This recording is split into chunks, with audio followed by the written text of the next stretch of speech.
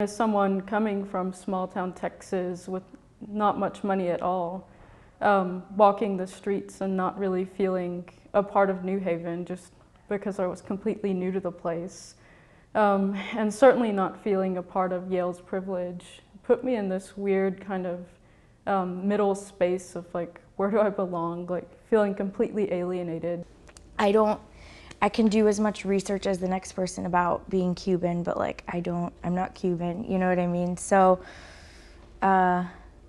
it's interesting how like as a Hispanic person, you sort of get like lumped in. Like they think, oh, you can play Puerto Rican, you can play Argentinian, you can play like Dominican, you can play anything, but I'm Mexican, you know? So it's interesting, yeah. I consider myself a Black woman.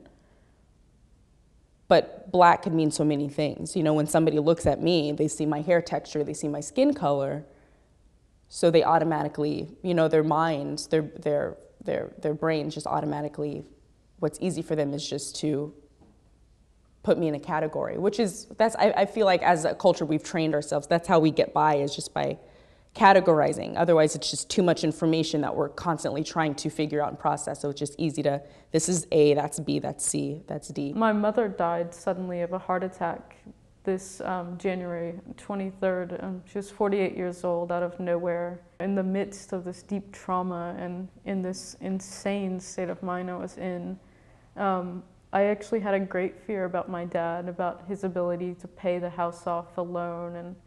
And so, you know, it's actually terrible, but the life insurance policy that they had signed off and the homeowner's insurance had this requirement or this clause where if either mom or dad had died, the house would get paid off.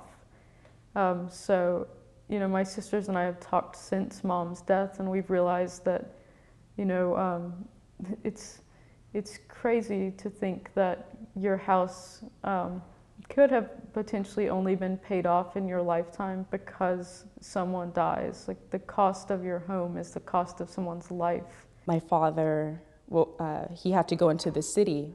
This is at my sister's house in the Dominican Republic. He was going into the city. We were up in the mountains in a little like cottage house.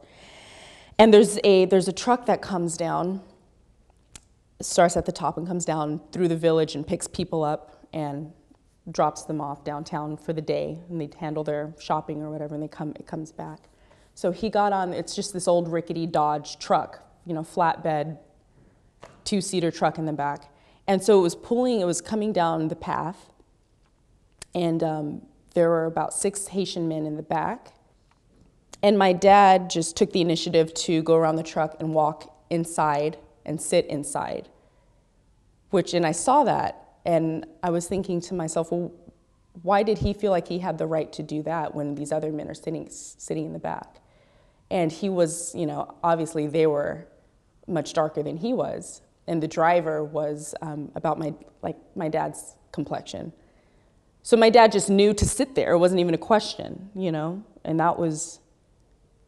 that really hit home for me, and I'll never forget that image in my head. And I didn't know what to think in that moment. I didn't know, I'm sorry, I don't know why I'm getting emotional. I felt like those were my two worlds, and I didn't know which one I belonged in. Do I sit in the back or do I sit in the front with my father? And it was the same experience being on the bus too. There's a what's called a La Guagua, which goes through the town. And it's just a bus that picks people up for the same reasons. But it seats about up to 30 to 40 people, and it's the same concept, you know. The Haitians sat in the back, and I don't know if that's a rule or a law or anything, or if it's just kind of a mentality that's been accepted through generations, and you just know to do that if you look a certain way. But we sat in the middle, like toward the middle, but behind me were the darker Haitians. And it was just really interesting. Like, oh, well, maybe I belong in the middle since I'm a part of both worlds, and I'm somewhere mixing in between. But it's so strange. It's just really, really strange. I've spent most of my adult life around people who have a lot more money than I do. And so I have like a really skewed perspective, because actually coming here and seeing like how people do figure it out, I'm like, you know, maybe this money thing isn't as giant of an obstacle as I've always thought it was, or been like led to think it was. And I do think that there's this like really funny and sort of awful problem with the entertainment industry in this country, and that like you're really only successful if you're famous, rich, and a celebrity. And that's like really not the reality. And there's like a million people out there like doing this job and like self-defining what that job is and what they're doing with their life and making all kinds of choices that they've made themselves, and they're very successful people.